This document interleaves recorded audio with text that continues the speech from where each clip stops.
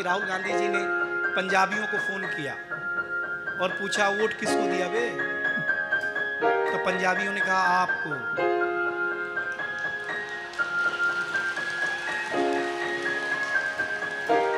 अब राहुल जी टेंशन में कि जो वोट हमको मिला तो हम हारे क्यों। मुझे गुजरात आकर के बहुत अच्छा लगता है।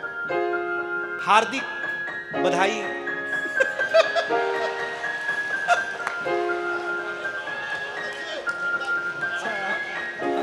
अब तो ले ही लो, आ ही गया अपने पास यार। वो मुंबई से आए हैं, मूलतः उत्तर प्रदेश के, लेकिन जन्म से मुंबई में रहते हैं और बहुत ही अद्भुत कवि हैं, हास्य व्यंग के कवि हैं।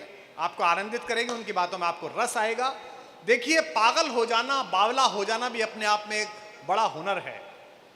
केवल मीरा पागल होती है, या कोई भगत सिंह पागल होता है, या कोई कबीर पागल होता है। आप अपनी लौ में पागल हो जाएं तो फिर आप राजसी ठाट भोगते हैं अपनी आत्मा का, यानी कि आप दिनेश बन जाते हैं। तो ऐसा दिनेश जो अपने आनंद में बावरा हो गया है, मैं उसे आमंत्रित करता हूं पहले कवि के रूप में। दिनेश बावरा को झूम के सुन लीजिए, बाकी सब तो रस बरस ही जाएगा। एक बार जोरदार तालियों के साथ स्वागत करिए दिनेश बावरा। पहली टिप्पणी देखना, आपको आनंद आ जाएगा।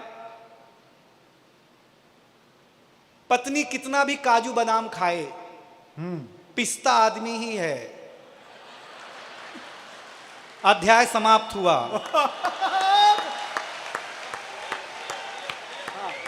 बस यही वाला मामला रखना आप। अच्छा है, कोई तनाव पालना ही नहीं। आप लोग काफी अच्छा। हम राजनीतिक टिप्पणी करेंगे भी नहीं, क्योंकि सर हैं यहाँ पर, सर ज़्यादा करेंगे। रमेश मुस्कान जी, अभिराम जी, तमाम लोग बैठे हुए हैं, आप इनको सुनिएगा। बहुत अच्छी व्यवस्था में। देखिए, आप व्यापारी लोग हैं, कभी आप सब्जी मंडी जाए, फल मंडी जाए, तो फल वाला जब अपना टोकरा सजाना शुरू करता है तो सजाते सजाते सजाते सजाते सबसे ऊपर वो फल रखता है जो सबसे ताज़ा और सुंदर होता है। उस एक फल की आड़ में नीचे के जितने सड़े गले होते हैं हाँ, तो आज कुमार विश्वास जी ने जो फल का टोकरा सजाया, सबसे ऊपर मुझे रखा है।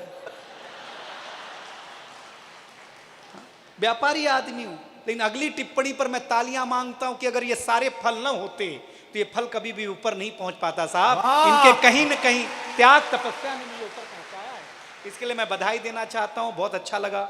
मेरी बहन बैठी हुई है, हमारे अग्रज गुरुदेव बैठे हुए हैं, बहुत अच्छा लगता है मुझे। गुजरात आकर के बहुत अच्छा लगता है। हार्दिक बधाई।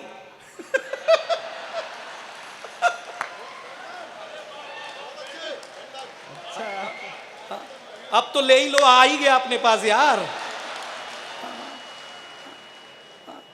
आपने दो शख्स ऐसे दिए हैं कि वो कोई माई का लाल हो, कुछ ही दिन वो कहीं और रह सकता है।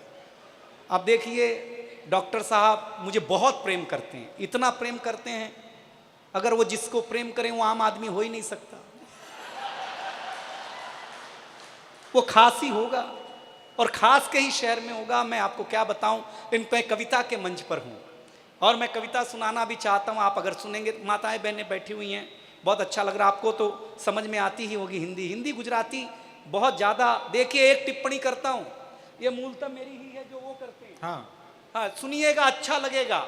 ये गुजरात जब गरबा खेलता है ना साहब, तो पूरी धरती को दुल्हन बना देता है, और जब पतंग उड़ाता है तो पूरे आकाश को दूल्हा बना देता है। आप उस राज्य के रहने वाले हैं, आप बधाई के पात्र हैं, क्योंकि यह कविता का रंग जब हरिवंश राय बच्चन की कलम में उतरा। भैया, आप एलईडी पे देख रहे हैं, ठीक है, वो ठीक है, एलईडी पे आप देख रहे हैं, इनडायरेक्ट देख रहे हैं, लेकिन तालियां डायरेक्ट भेजा करो। हाँ, कि वो सही बता रहे हैं ना। बल्कि एलईडी तो बंद ही कर दो तो ज्यादा बेहतर है, थोड़ा इधर को मुड़ जाएंगे। अच्छा, हम कौन से ऐश्वर्या राय हैं कि आप वहां देख के ठुक कर लोगे भाई साहब। हम आदमी हैं, हमको सुनने के काम में लीजिए, देखने के काम मत लीजिए आप। तो आपको बात अच्छी लगे तो तालियां बजाना, क्योंकि कविता का रंग है। जब हरिवंश राय बच्चन की कलम में उतरा तो उन्होंने लिखा, रंग बरसे भीगे चुनर वाली, ये रंग आस्था की चौखट पर आया। तो मीरा ने गाया, श्याम पिया मोरी रंग दे चुनरिया, ऐसी रंग दे कि रंग ना ही छूटे रामा, धोबिया धोए चाहे सारी उमरिया। ये रंग फिल्मी पर्दे पर आया तो सुनील दत्त साहब ने गाया कि रंग और नूर की बारात किसे पेश करूं, ये मुरादों की हंसी रात किसे पेश करूं। ये रंग शायरी में आया तो शायर ने लिखा, इसी रंग रंग में रंग है, तुझे रंग रंग में रंग दिया, मेरा रंग आया है रंग पर तेरा रंग चढ़ के उतर गया। ये रंग कविता में आया तो कवि ने लिखा, इस रंग बदलती दुनिया में मैं रंग बेचता हूं। और एक एक हाथ उठे ये रंग जब 18 साल के नौजवान के सर चढ़ करके बोला तो गली गली में भगत सिंह ने गाया, मेरा रंग दे बसंती चोला माए। ये कविता का रंग है साहब। बहुत अच्छा, बहुत अच्छा। ये कविता का रंग हम आपके ऊपर रंग करके जाना चाहते हैं। आज आपके शहर में आए हैं पहली बार तो आपको ये ऐसा देखिए कुछ है, हमारा हिंदुस्तान हिंदुस्तान है। एक अंग्रेज आया, बोले क्या तुम्हारा हिंदुस्तान? तो हम तुलसी माता के पौधे के पास ले गए। हमने कहा ये हमारी अम्मा है। उसने उखाड़ करके पत्ते पत्ते अलग कर दिए। बोले ये तुम्हारी अम्मा। अब मेरे अंदर का हिंदुस्तान जगा। हम उसको एक खुजली के पेड़ के पास ले गए। हमने कहा पिताजी से मिलो। उसने पिताजी को उखाड़ा। पिताजी ने ऐसा कार्यक्रम दिखाया, उसके बाद से ही सारे अंग्रेज लाल पैदा होने लगे, पहले काले पैदा हुआ करते थे। अध्याय समाप्त हुआ। ठीक कर दूंगा। बहुत अच्छा है। क्या है जीवन, जीजिए, आप बड़े लोग हैं, बढ़िया से एंजॉय करिए। हंसी बहुत बड़ी चीज है जो आज हम आपके पास बांटने आए हैं। राजनीति पर कोई व्यंग करता नहीं मैं, लेकिन अब क्या करूं, एक बात आ गई कि राहुल गांधी जी ने पंजाबियों को फोन किया और पूछा वोट किसको दिया बे? तो पंजाबियों ने कहा आपको।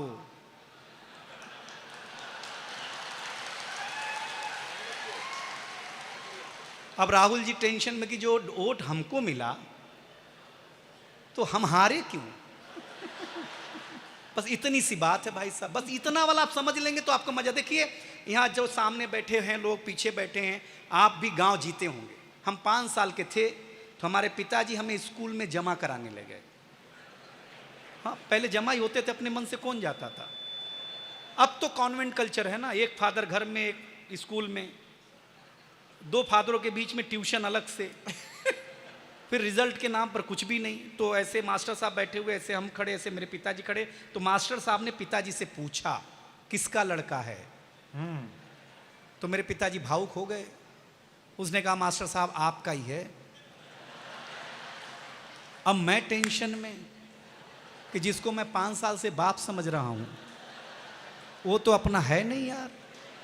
तो मैंने अपने पिताजी से पूछा जब आप मेरे पिताजी नहीं है तो मेरे घर में क्या कर रहे हो? तो पिताजी ने कहा बेटा ये संस्कार बस कहना पड़ता है। हम संस्कार समझ गए, रजिस्टर में नाम लिखना शुरू किया। मास्टर ने मुझसे पूछा ये किसके पिताजी हैं? हमने कहा सर आपके ही हैं। जब हम आपके बेटा हो सकते हैं तो ये भी तो आपके बाप हो ही सकते हैं, इसमें क्या अंतर है? लेकिन साहब क्या पढ़ाई उस जमाने में होती थी। एक इंस्पेक्टर साहब जांच करने आए हमारे उत्तर प्रदेश में, जांच खचाखच बच्चे देखे हैरान, क्योंकि हमारे यहाँ बच्चे होते नहीं उत्तर प्रदेश में, सीधे बाप। हाँ, एक बच्चे को खड़ा किया, बोले बताओ अब तुम्हारे प्रदेश का मुख्यमंत्री कौन? बच्चे ने कहा रामलाल यादव। इंस्पेक्टर ने बोला ये कौन है बे?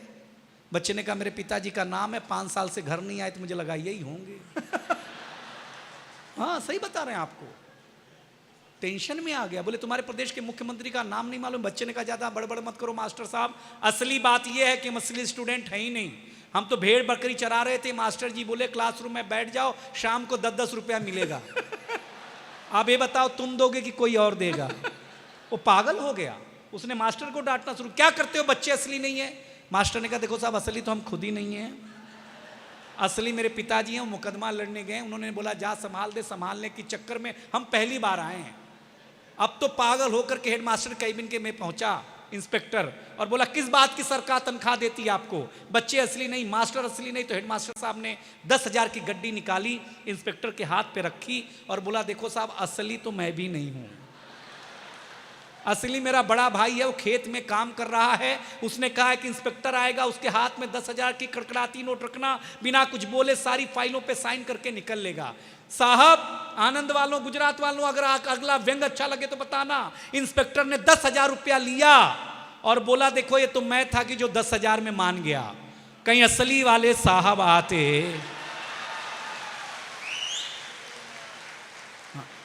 जिस भी आदमी ने मुझे देख करके सीटी बजाई है कि तो उसको मूंछ नहीं दिखाई दे रही है। हाँ अच्छा लगता है कि आपको ऐसे आदमी को देख के बजाना सीटी। हाँ बुरी बात है, ऐसा मत किया करो। पहले दिन ही मास्टर ने ब्लैक बोर्ड पे लिखा हिंदी, हिंदी के बगल में एक बिंदी लगाई तो हमने पूछा ये बिंदी क्या है? मास्टर ने कहा अनुस्वार है। हमने कहा सर हमने रविवार सुना, सोमवार सुना, मंगलवार सुना, ये अनुस्वार क्या होता है? उन्होंने बोला ये हिंदी का श्रृंगार है। हम घर आए तो देखा हमारी चाची ने बड़ा सा अनुस्वार लगा रखा था। हमने चाची से पूछा ये क्या है? चाची ने बोला बेटा ये चाचा हैं। हम टेंशन में आ गए। हम भाभी के पास गए, भाभी ये कौन है? बोले बाबू ये भैया है।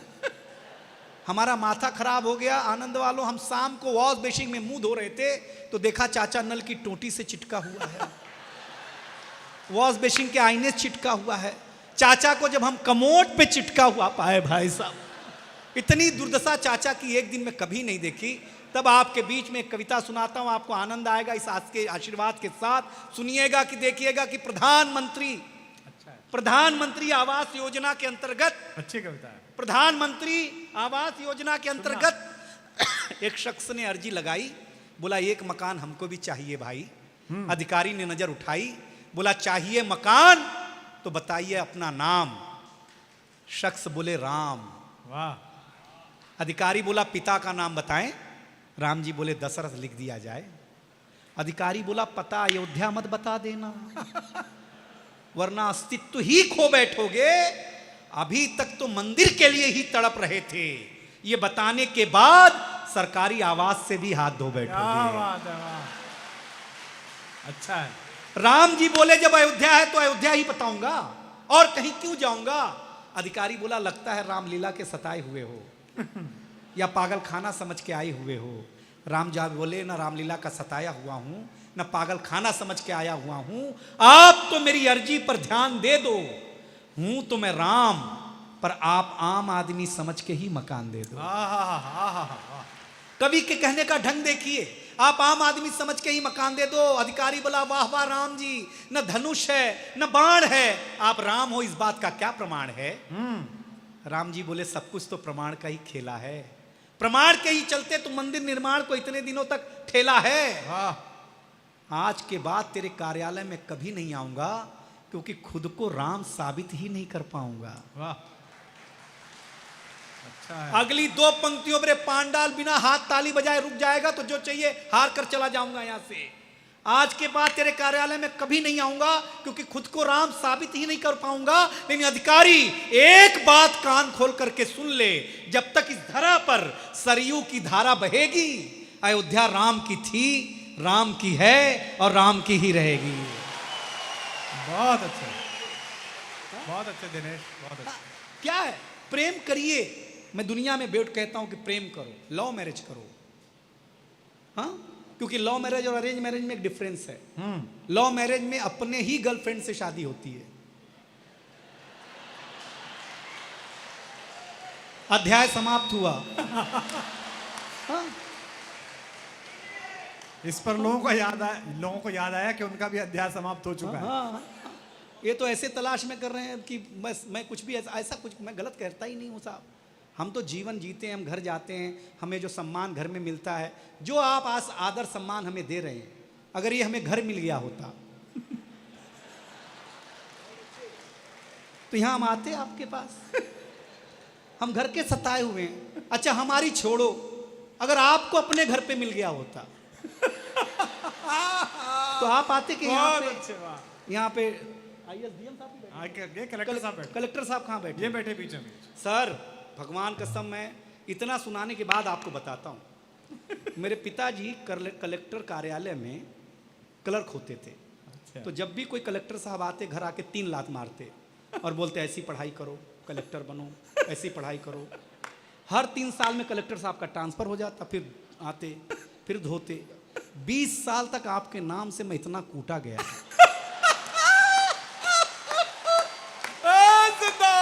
सर जो दर्द है, कौन सा बाप नहीं चाहेगा कि उसका बेटा कलेक्टर बने, लेकिन कूट कूट के चाहेगा वो मेरा बाप था सर। उस दिन मैंने कसम खाई थी आनंद वालों कि मैं जरूर ऐसा कोई काम करूंगा कि कलेक्टर साहब नीचे बैठे होंगे।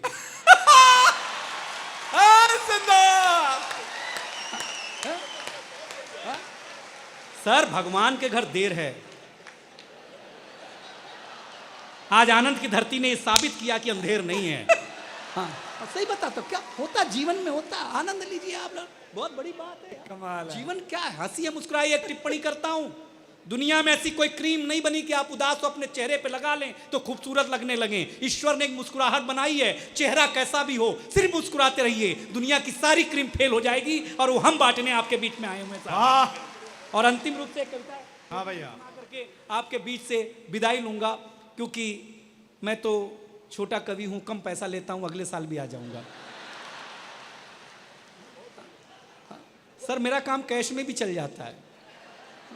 देखिए साहब एक बात कहता हूं, कवि को लोग झोला लटकाए हुए कल्पना करते थे। क्या है, कवि है। हमारी शादियां नहीं होती थी कवि के नाम पे। भगवान कसम बता रहे, मेरी तो नहीं हुई थी, आपके पता नहीं साहब, लेकिन एक शख्स निकला गाजियाबाद उत्तर प्रदेश के पिलखुआ शहर से, जो कवि के प्रति जो आदर सत्कार तो होता था, लेकिन सम्मान में सिर्फ तालियां और दाद के अलावा कुछ नहीं होता था। उस कवि ने साबित किया कि यश क्या होता है कविता के नाम पर, कीर्ति क्या होती है कविता के नाम पर, लग्जरियस क्या होता है कविता के नाम पर। आज हम उनकी बदौलत बैलगाड़ी से अगर मर्सिडीज तक की यात्रा कर पाए हैं तो श्रेय किसी और को नहीं, डॉक्टर कुमार विश्वास को जाता है। जगह एक बार तालियां बजा करके बताइएगा कि ये सच कह रहा है। बस 4 लाइनें सुनाकर हास्य की खत्म करता हूं। आपको अच्छा लगेगा कि एक बकरी एक बकरे को देखकर मिमियाने लगी, मीठी आवाज में बुलाने लगी, बोली सुनो बकरे राजा, हम जानवर हैं तो क्या हुआ, हमारे सीने में भी दिल है जो धड़ धड़ धड़कता है, फरफर फरफर फड़कता है। बकरे ने कहा क्या बात है, बड़ी रोमांटिक हो गई हो, इश्क प्यार के चक्कर में खो गई हो। बकरी ने कहा आज मैं घास की जगह फिल्मी पोस्टर चबा के आई हूं, इसलिए मेरा दिल बेकरार है। सुनो बूढ़े राजा कहो न प्यार है, लेकिन मेरी इस कविता का एक ही मतलब और एक ही सार है, आज इस माहौल में हम एक साथ मिलकर बोलें कहो न प्यार है, कहो न प्यार है, कहो न प्यार है, कहो न प्यार है। बहुत बहुत धन्यवाद। जोरदार तालियां दिनेश के लिए, वाह क्या बात।